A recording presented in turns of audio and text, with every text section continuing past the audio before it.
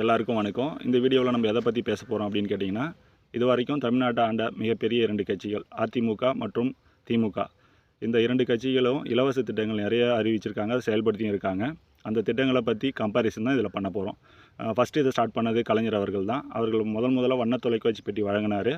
அது மிகவும் ஒரு வரவேற்கக்கூடிய நிகழ்வாக தான் பார்க்க முடியுது. ஏன்னு கேட்டிங்க அப்படின்னா, கிட்டத்தட்ட டிவி இல்லாமல் நிறைய வீடுங்க இருந்துச்சு. அவர் எல்லாருக்குமே கொடுத்தாரு. அது நிறைய செய்திகளை மக்கள்கிட்ட போய் சேர்க்கறதுக்கு ஒரு வசதியாக அமைஞ்சுது அப்படின்னே சொல்லலாம். பட் அதில் ஒரு இன்டென்ஷன் இருந்தது. என்ன அப்படின்னு பார்த்தீங்கன்னா, அந்த டைமில் தான் அந்த கேபிள் கனெக்ஷன் சன்டைரக்ட் கொஞ்சம் இம்ப்ரூவ்மெண்ட் ஆகிட்டு இருந்தது. ஸோ தட் அது ஒரு உள்நோக்கத்தோடு செஞ்சாலும் பட் அது வரவேற்கக்கூடிய விஷயமாக தான் பார்க்குறோம் நாங்கள். அதுக்கப்புறமா பார்த்தீங்கன்னாக்கா, அம்மா அவர்கள் புரட்சித் தலைவர் அம்மா அவர்கள் ஆட்சியில் பார்த்தீங்கன்னா, அவங்க மிக்சி, கிரைண்டர், மின்விசிறி இது 3மே கொடுத்தாங்க.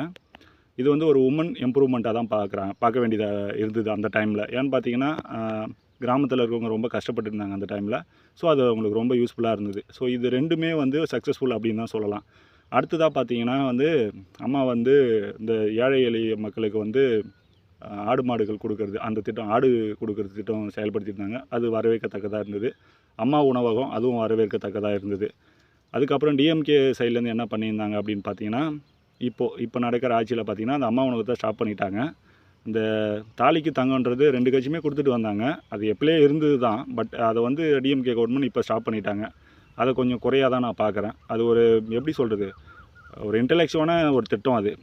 ஒரு சாதாரண பெண்மணி, ஒரு ஏழை பெண்மணி கல்யாணம் பண்ணிக்கிறது அது ரொம்ப உதவித்தொகையாக இருந்தது. அதாவது ஒரு 25,000 10வது படித்த பசங்களுக்கு, அதாவது மாணவிகளுக்கு கொடுத்தாங்க. ஒரு டிகிரி வரைக்கும் படித்தவங்களுக்கு 50,000 கொடுத்தாங்க. 4 கிராம் தங்கம் கொடுத்துட்டு இருந்தாங்க.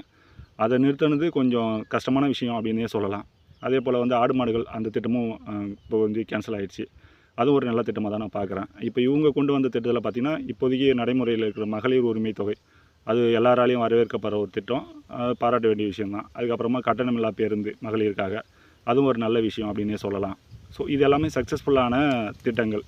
இதில் பார்த்திங்கன்னா, இப்போ இருக்கிற அரசாங்கம் இப்போ இருக்கிற டிஎம்கே கவர்மெண்ட் நிறைய திட்டங்கள் நிறைய கொண்டு வந்தாங்க. பட் அதில் பார்த்திங்கன்னா, இல்லம் தேடி கல்வி, அப்புறமா பார்த்திங்கனாக்கா மக்களை தேடி மருத்துவம், புதுமை பெண் திட்டம், அப்புறமா தமிழ் குடிமகன், அந்த மாதிரி நிறைய திட்டங்கள் கொண்டு வந்தாங்க.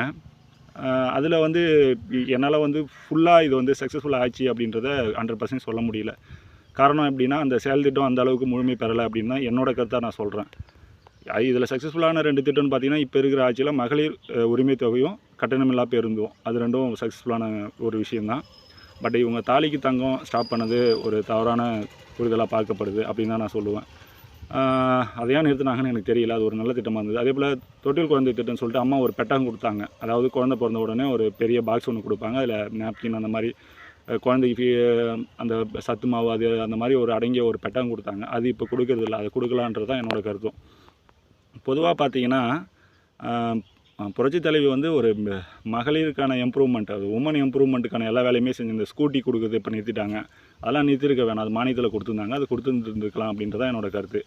இப்போது இவங்க கொண்டு வந்த திட்டம் நிறையா கொஞ்சம் ஒரு 70-60% தான் சக்ஸஸ்ஃபுல்லாக இருக்குதுன்னு சொல்லலாம்.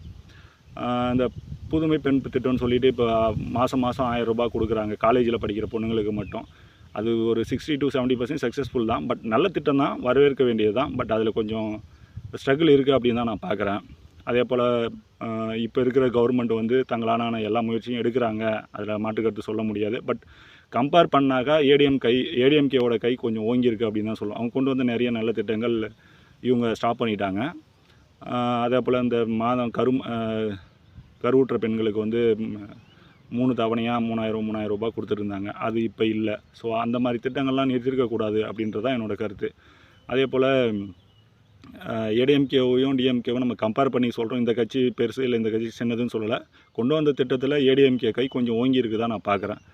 ஸோ தட் அதே போல் இன் ஃப்யூச்சரில் என்னென்ன திட்டங்கள் கொண்டு வருவாங்கன்னு தெரியல. இந்த மாதிரி நல்ல திட்டங்கள் மக்களை சென்று அடையணும், மக்கள் பயன்பெறணும் அப்படின்னு நானும் விரும்புகிறேன். இந்த கருத்து உங்களுக்கு பிடிச்சுன்னா ஷேர் பண்ணுங்கள், லைக் பண்ணுங்கள், கமெண்ட் பண்ணுங்கள். தேங்க்யூ.